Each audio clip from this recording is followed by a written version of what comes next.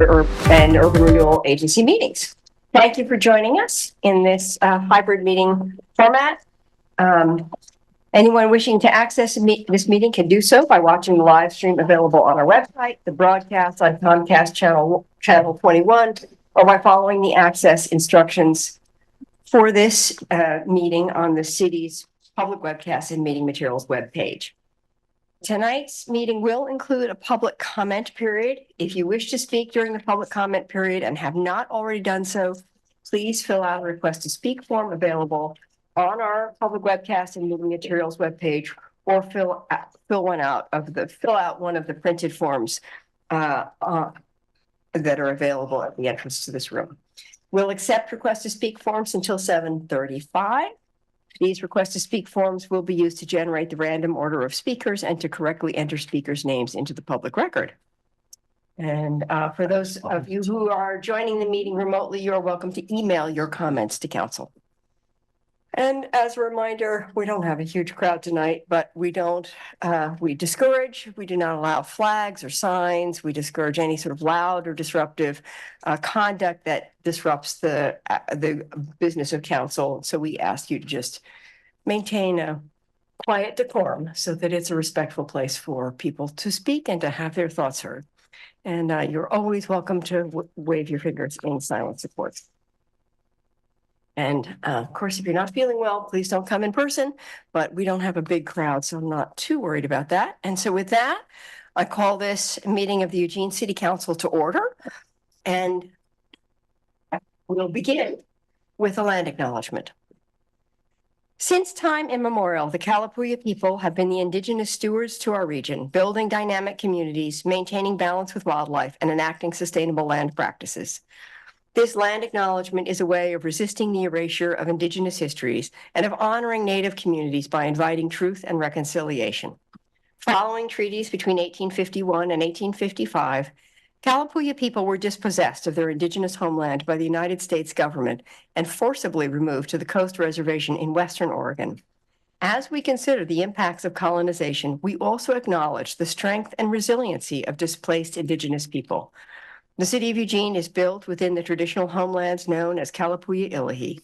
Kalapuya descendants are citizens of the Confederated Tribes of Grand Ronde Community of Oregon and the Confederated Tribes of Siletz Indians of Oregon.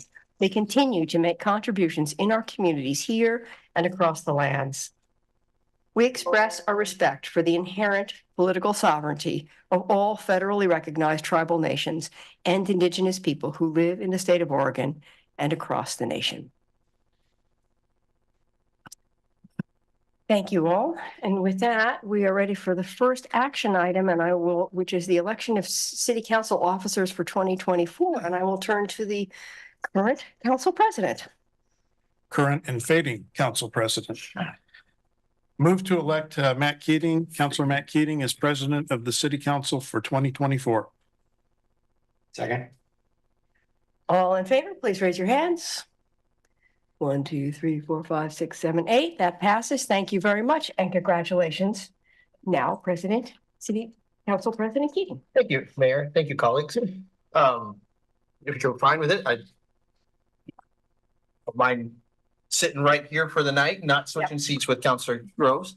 And Councilor Groves, don't fade away. I'd like to make a motion to get us back on cycle to elect Councilor Randy Groves as Vice President of the City Council for 2024. Second. All in favor, please raise your hands. Oh, yeah. I wanted to comment on the, I'll support the motion. I just wanted to make it, city attorney, maybe you can make it clear that the president, and then if they're absent, the vice president only presides over the council. If the mayor's at a conference or something like that, they just preside over the meeting. They don't become the mayor. But there's certain circumstances where they do become the mayor. And those are enumerated in the where the mayor is gone for 30 days or as an absence, then they actually assume the powers of the mayor. So the council president never really actually, in a very, very rare circumstance, would actually become the mayor with all those powers that are given to the mayor. So it's just a matter of presiding over the meeting. So it doesn't come with a sash. It doesn't come with anything. You have to ask It me comes with, my sash. All three of those massive. except you only get to wear the sash, so that's a problem. It comes with extra work and a lot more time. That's devoted to the position. All right, so let's complete the vote. All in favor, please raise your hands. 1, 2, 3, 4, 5, 6, 7, 8. Thank you. Congratulations. Thank you so much. And thank you, all of you. We got off cycle and we're trying to get back on cycle, and just really appreciate working with the two of you again this year. Thank So you, ma'am. Thank you Thank for you, that. Okay, I have a few ceremonial matters tonight. The first is in honor of Martin Luther King Jr. I have a proclamation. Whereas the Reverend Dr. Martin Luther King Jr. led the 1955 Montgomery bus boycott and became the first president of the Southern Christian Leadership Conference, created to put an end to the practice of segregation in this country. And whereas Dr. King led the 1963 March on Washington, where he gave us his dream of a nation where every person would be judged by the content of their character rather than the color of their skin. And whereas Dr. King was a drum major for peace who challenged and ultimately changed unjust laws through nonviolent civil disobedience, and who was awarded the Nobel Peace Prize. And whereas Dr. King became the co-chair of Clergy and Laity Concerned about Vietnam in 1967 after his famous speech in opposition to the war.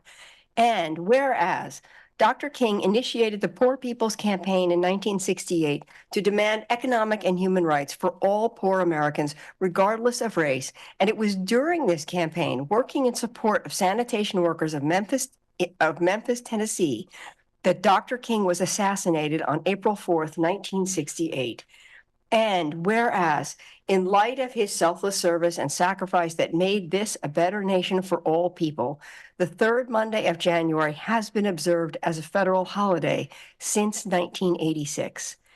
Now, therefore, I, Lucy Vennis, Mayor of the City of Eugene, Oregon, do hereby proclaim January 15th, 2024 to be Martin Luther King Jr. Day in the City of Eugene, to honor a person of such outstanding leadership who used persuasion, love, and nonviolent resistance to make this a more just nation. And our second proclamation is to recognize International Holocaust Remembrance Day. Whereas the United Nations General Assembly passed a resolution in November 2005 to designate the 27th of January as the International Day of Commemoration in memory of the victims of the Holocaust. And whereas since 2005, the UN and its member states have held commemoration ceremonies to mark the anniversary of the liberation of the Auschwitz-Birkenau camp and to honor the victims and survivors of the Holocaust. And whereas this year on International Holocaust Remembrance Day, the City of Eugene commemorates the 78th anniversary of the liberation of Auschwitz-Birkenau. And whereas the purpose of International Holocaust Remembrance Day is to serve as a date of the official commemoration of the victims of the Nazi regime and to promote Holocaust education throughout the world. And whereas the City of Eugene City Council has passed resolution number 5190 in 2017, declaring the City of Eugene's opposition to anti-Semitic hate and bias crimes. And whereas the City of Eugene joins its Jewish community to honor International Holocaust Remembrance Day and encourage all community members to reflect on this day of remembrance. Now, therefore, I, Lucy Vennis, Mayor of the City of Eugene, Oregon, do hereby proclaim January 27, 2024 to be International Holocaust Remembrance Day in Eugene, Oregon, and encourage all community members to join in this special observance to honor the victims and survivors of the Holocaust worldwide. Thank you for both of those. I just want to comment, and we'll go into items anyway, but comment that there was a huge amount of community investment in recognizing and celebrating Martin Luther King Jr. Day, and all of those things had to be canceled because of the ice storm. And I want to sort of honor the community members who tried so hard to pull that off and recognize, think they're postponing and that more will happen during Black History Month in February. And I will encourage people to participate at that time.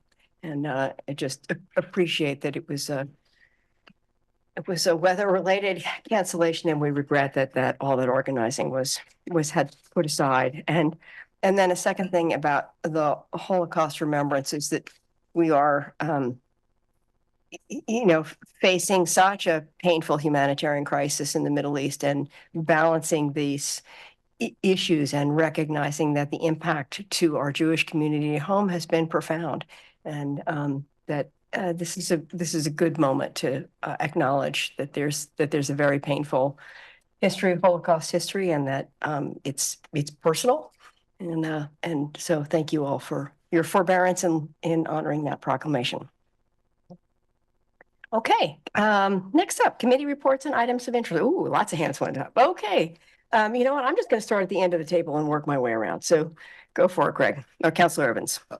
Thanks, Mayor. I'm giving the IGR update. The IGR committee meets on Wednesday, February 7th, to receive an update on the 2024 legislative short session, which begins on Monday, February 5th. If any member of the council wishes to have an update on items, please reach out to an IGR committee member. Also, with the start of the legislative session, the IGR manager will be sending out weekly update emails on priority bills to the mayor, city council, and the executives. At our January meeting, the committee received status updates from the IGR manager related to our top legislative priorities, including securing emergency funding in response to the University District Hospital closure, funding for unhoused response and shelter needs, and infrastructure funding for housing production.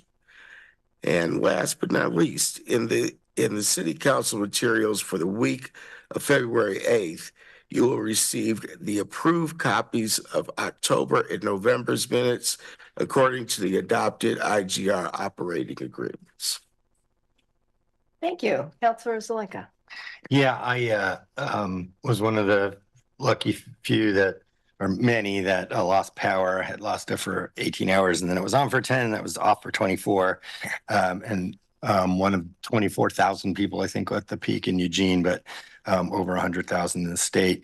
It really, really makes you appreciate electricity and how incredibly important it is. And crampons in the ice, which I didn't have, and went to go buy at REI and they didn't have any left.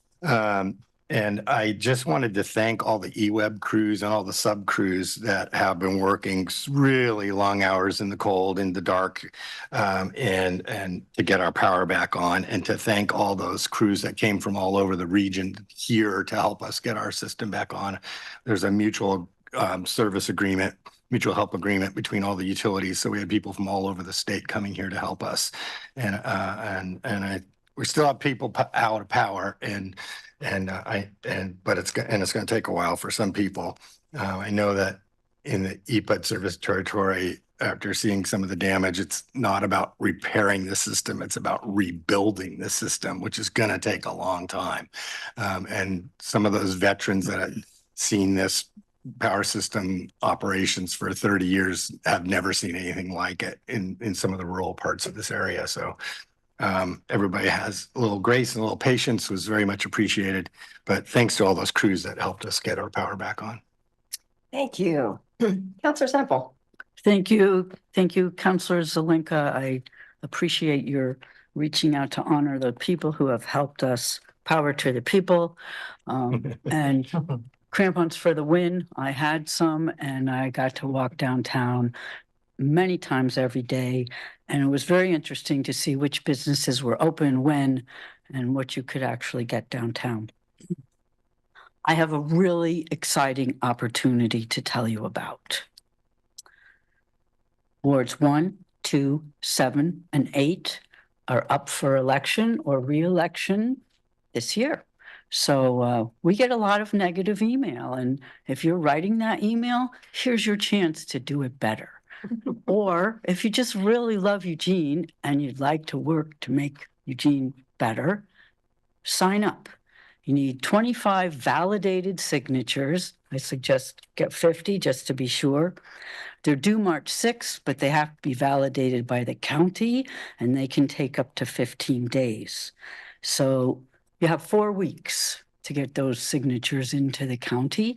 And I encourage everybody who has any interest in the exciting opportunity to sit up here to apply. Thank you. Yeah, Counselor Keating. Thank you, Mayor.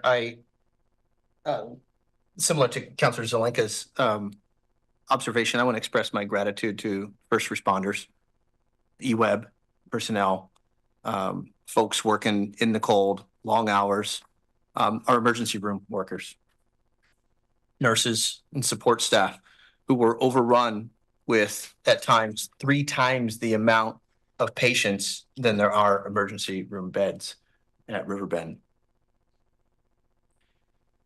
To anyone who shoveled a neighbor's driveway or checked in on loved ones or neighbors, housed folks who were out of power, I just want to say thank you. I have a couple phone numbers to share with you, as there are still down power lines or outages popping up, or felled tree branches or limbs. So I'm going to channel my inner manager Maderi here and share with you our public works number for downed branches, felled limbs, trees, or debris in the public right of way. Please call 541-682-4800, 541-682-4800. And you can contact eWeb to report a downed power line or an outage in your community at 844-484-2300.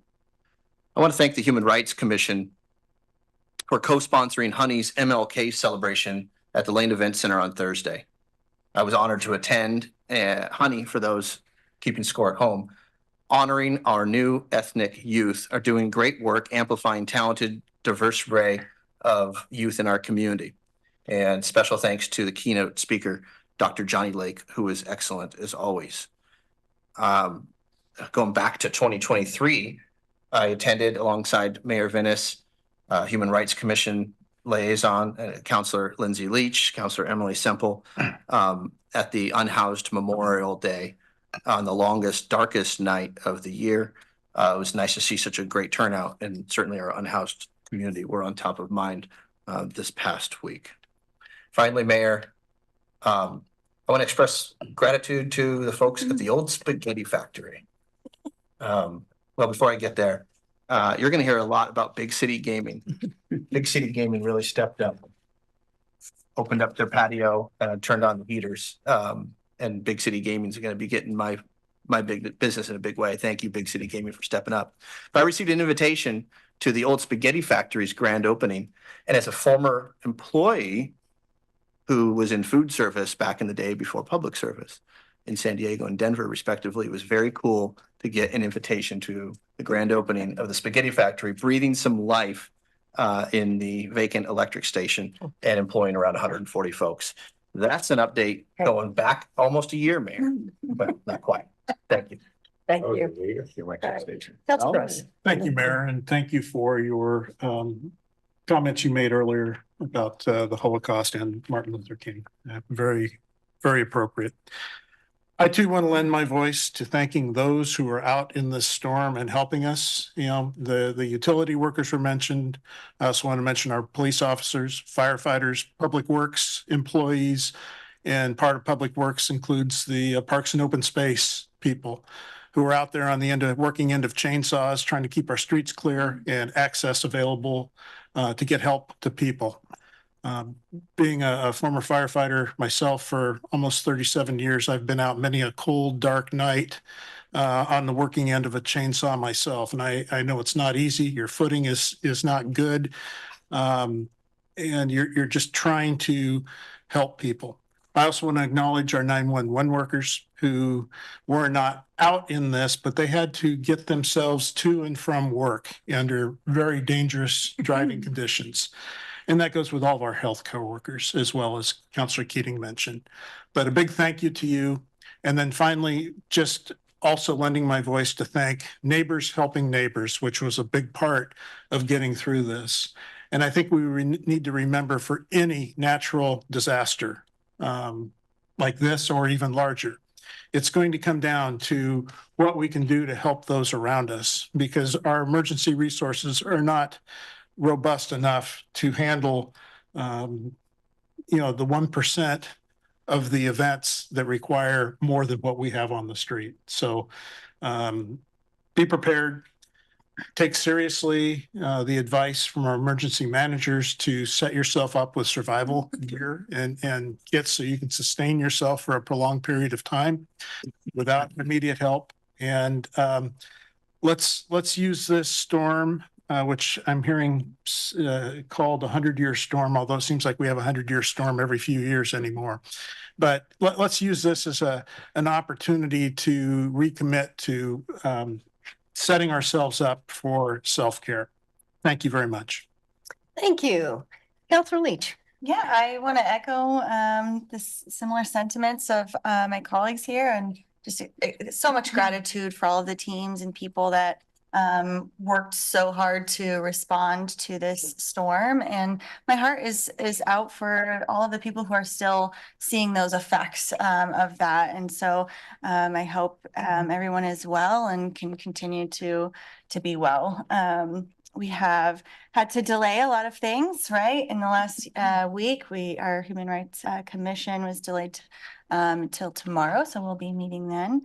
So I can give an update next time on that. I was appointed to the Layton Workforce Partnership and got to hear the annual audit budget. And so while I didn't get to participate much or learn much more than the brass tacks numbers, I'm really excited to be a part of that board. And I do want to thank the Whitaker Community Council for bringing together a wide array of county and city staff and people who are working towards our unhoused response and answering a lot of questions about how to report or how to get information or how to get access to services. And so it was a really nice collaborative intergovernmental team that was able to get together. And I really like to see that effort. So Great. Thank you. Thank you. Yes, and Counselor Ye. So I have a report from Metropolitan Wastewater Management Commission. Those are the folks who, when you flush your toilet, they take care of that for you. Thank you very much. So first, later today, we're going to be reappointing a member, Peter Ruffier, who is one of our Eugene representatives. It's a board that is Lane County, Springfield, and Eugene all working together to do this important service cooperatively, which is so great. And Peter is going to be doing a second term. He's fantastic. I just want to publicly thank him, since it's not the normal board and commission process, so he doesn't get his moment. But he is very experienced in this field and brings just a depth of knowledge that helps the board at every single meeting. And thank you so much, Peter. And also, I just want to thank staff that's been out, our Eugene crews that work on the plant have been out getting generators in places so that none of our pump stations go down. So your toilets continue to flush, even if you don't have electricity, which is, I'm sure everyone appreciates. But they've been out in the cold for a long time dealing with that. And then as the ice has melted, increased flows into the system and managing that so that we don't have any overflows or issues in our community. And I'm just very proud of the team that we have and want to say thank you to them. Thank you. Counselor Clark.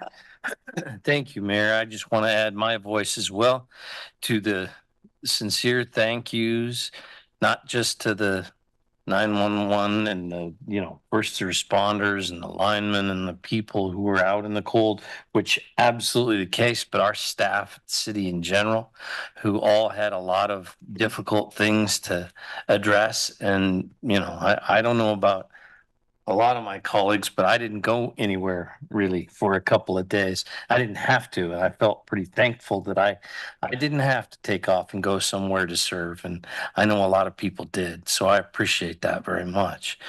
I had a question for the manager. I want to thank her too, because during all of this process, we get treated very well as counselors. We get information from her. She keeps us incredibly well informed by text of, what's going on, if there's a dangerous situation, how it's being handled, everything up to date. And that's always very much appreciated. But my understanding was, there were folks dealing with difficult situations, and I think more, I suspect, in Springfield than Eugene, who weren't aware of the need to boil their water or what to expect with power outages in a very timely way, just because communication was more difficult. There wasn't like a reverse 911 opportunity existing. My question is this: do we have, in the event that we have a Eugene need at the level Springfield's was over the last few days, a communications plan for letting most folks in the community know of an emergency or potentially dangerous situation, and how to get a hold of them? I don't need a detailed explanation tonight, but I would like to know what our plan is, under what circumstances we can ask the county to do a reverse 911 and contact people and let them know when there's a potentially dangerous reality. So, thank you. Sure. Thank you. I was actually going to ask to be in the queue too, to give my gratitude for all the teams and for Web as well. But you did such a good job. I was like, oh, I won't raise my hand. I am going to be prepared on Wednesday. We're going to have a city manager update, and what I will be prepared to update you on is the storm response. So given your question, I think we'll just include that in there around how we would do that. Thank you. Yeah. Okay, well, thank you all. And I will just echo what everyone has said. I felt both well informed by the city manager and our emergency management staff, and taken care of, well taken care of by the city, as the city addressed all of the hazards on the roads and the public ways, and urging us to stay off the roads and stay off the sidewalks. And so really appreciate how well the city mobilized around this. And we have lots, I'm sure we'll hear a lot on Wednesday. And the best thing about a disaster is how you learn how to do it better the next time. So we're really looking forward to that conversation. So thank you. All right. Well, with that, I think, Council President, let's see, we have a new a priority action. I'll introduce it. Give me a minute. First item of business here, adoption of a resolution approving a low-income rental housing property tax exemption for Olive Plaza Senior Housing. And Manager, do you want to introduce this? Sure. So as you recall, often when we have low-income projects, we're on the consent calendar. They were getting pulled for more description, and so we've put them as these priority actions ahead of the consent calendar. So I'm actually going to speak to the next three, Mayor, so you can just move on to the vote after this. But what we're asking tonight is to adopt three resolutions approving 20-year low-income rental housing property tax exemptions, or LRPDs, for affordable housing developments, including the Olive Plaza Senior Housing, Reveille on 6th, and Peace Village Housing Cooperative. These developments will create and or preserve 285 affordable housing units in Eugene, and we do have staff available online if there's additional questions.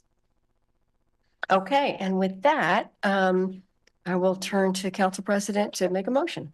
Thank you, Mayor. So I don't have to read all the parentheticals, Mayor. I'm going to indicate the applicant first and then make that motion. Is that acceptable? I think you There's read it parenthetical. as written. Read it as written. Read as written. Including As written. parenthetical. Okay, Yes, please, that's read what as we'll do. written. Move to adopt a resolution approving a low-income rental housing property tax exemption for property located on Olive Street in Eugene, Oregon. Assessors map 17033142, tax lot 00300, assessors property account number 1238557, applicant Olive Plaza Senior Housing Limited Partnership. Second. All in favor, please raise your hands. One, two, sorry. Before we do that, yes, comment, Alan? Yeah, I just wanted to comment on the LRPD in particular, it's 60% of area median income. I know that's very low income. I looked it up. It's actually $31,000 for a household, or $16,000 for an individual in a single person household.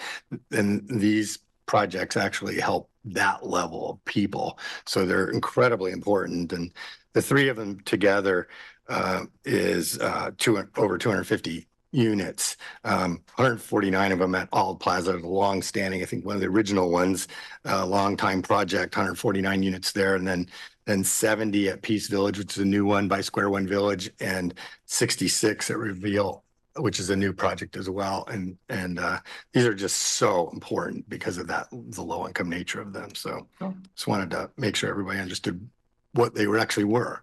Yeah, thank you. Thank you for that. Appreciate it. Okay, now, all in favor, please raise your hands.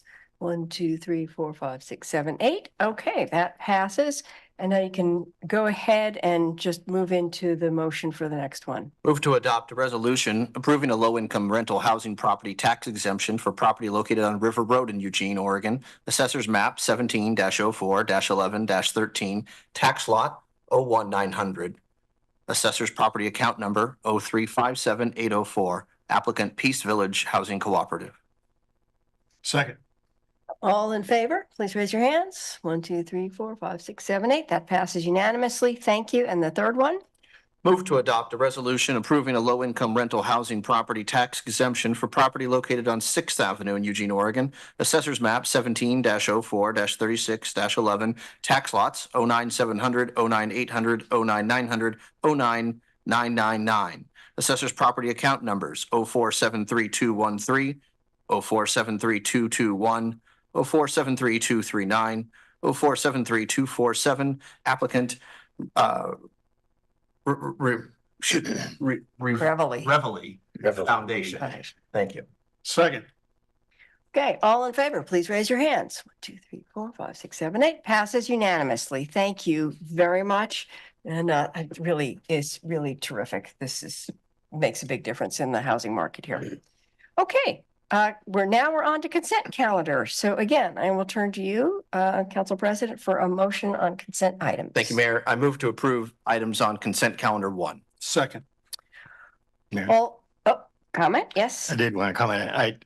As Jennifer got to before, I just wanted to comment on, in this is the application for MWMC is Peter Ruffier, and he served for 4 years. And I wanted to thank him for that. And he's very knowledgeable. He's actually the former manager of that plant, the wastewater treatment plant, for many, many years. So we're really lucky to have him, and I'm glad he's re-upped for another 4 years. And then the other one that we're approving, the resolution authorizing the sale, is the road bonds that were voter approved. So we're finally getting to the point where we're actually going to sell them. And that's for the road bonds, as well as the walking bikes, safety, and street trees that'll be funded through that. So that's kind of when they actually do the sale, it'll be a momentous occasion, I think. It'll be our, fourth one? Yeah, fourth one. That's pretty cool. Thank you, citizens of Eugene, for doing that. Thank you, citizens of Eugene. Yeah, Yes. that's right. All right. Okay, thank you for that explanation. And with that, all in favor of the consent calendar? Looks like all 8, so that is unanimous. Thank you very much.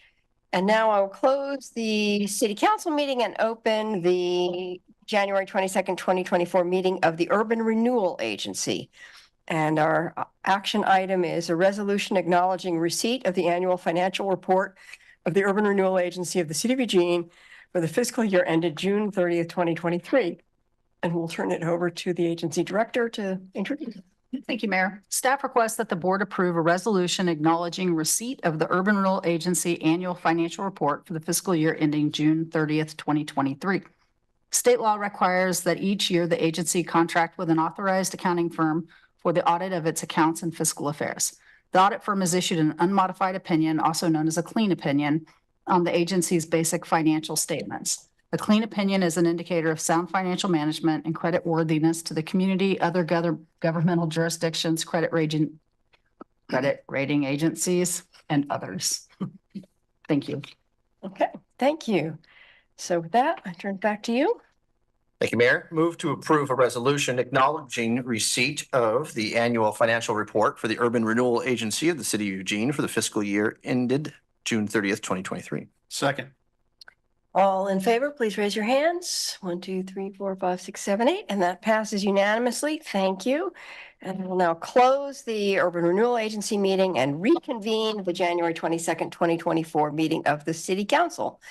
And so this next action, a resolution acknowledging receipt of City of Eugene Annual Comprehensive Financial Report for the fiscal year ended June 30th, 2023. And again, turn it to the city manager. I got to practice all my words last time, so we'll see how this goes. Staff requests that the council approve a resolution acknowledging receipt of the city's annual comprehensive financial report, the ACFR, most of us call it the CAFR, for the fiscal year ended June 30th, 2023. State law requires that a copy of the city's CAFR contain a signed opinion from the city's auditors be furnished to each member of the governing body. The auditors have issued an unmodified opinion, also known as a clean opinion, on the city's basic financial statements, indicating that the city has prepared these statements in conformity with generally accepted accounting principles, GAAP. Additionally, the auditors noted that they identified no instances of noncompliance with state law or other matters that are required to be reported under government auditing standards. A clean opinion is an indicator of sound financial management and creditworthiness to the community, other governmental jurisdictions, credit rating agencies, and others. I almost did it. Thank you. If only we had a third one. Right, Council President. Thank you, Mayor. Move to approve a resolution acknowledging receipt of the annual comprehensive financial report, ACFR, for the City of Eugene for the fiscal year ended June 30th, 2023. Second. All in favor, please raise your hands. 1, 2, 3, 4, 5, 6, 7, 8. Thank you very much. That passes unanimously. And with that, we are ready to roll into the public comment period. And do we have a few folks signed up? We do. Okay. So the public comment period is an opportunity for individuals to speak to the city council on any city related issues, except for those items which have already been heard by a hearings official. And staff has already shared the list of speakers. And I think I'm ready to turn over to you, Cherish. When you are called to speak, please state your name and your ward or neighborhood if known before beginning your comments. If you are announced as the next speaker, please move to the seat in the front row designated for the next speaker. When it is your turn, you may come to the podium. Please leave any bags you may have with you at your seat. If you have documents to give council, please place them in the basket near the podium. You will have 2.5 minutes to speak. If you are watching the meeting, the timer should be visible. A yellow light will come on when you have 15 seconds to complete your comments. The red light indicates the end of the 2.5 minutes. Your microphone will be muted at the 2.5 minute mark. Please note that the use of profanity is prohibited, and any instances of profanity will result in immediate termination of speaking privileges. Our first speaker this evening is Stefan Streck, followed by Scott Fife.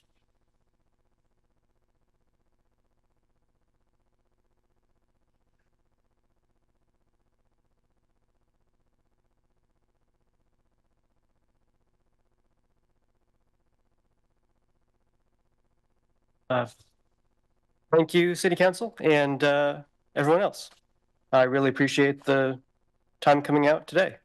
And first off, my heart goes out to so many people that are still without power and have been dealing with the force of the elements for the past week. It's really, truly horrifying that we don't have a proper public gathering space, something like a city hall or something like that, which so many people have been looking forward to for almost a decade now in this city, considering that so much money has been available for so long through, different functions. It's really a shame that things have been so irresponsibly managed that so many people are allowed to suffer like they are. And looking back, it really feels appropriate on the moment of Holocaust remembrance to point out that this city, at a time of a global crisis, took the most vulnerable people in our community from the street corners, people of color, people of Native American heritage, the disabled, mentally and physically, and herded them downtown to live under the bridge in the mud, in the snow, in the rain, in the heat of the sun for years. And we all really have a lot to atone for allowing this to happen in today's day and age. I'm so ashamed to look back on the past few years. And it seems as though nobody has any consideration to take responsibility for what's happened. So really looking forward, I hope that there can be some acknowledgement for how nobody deserves to go without power in today's day and age. Nobody deserves to go without heat in the winter.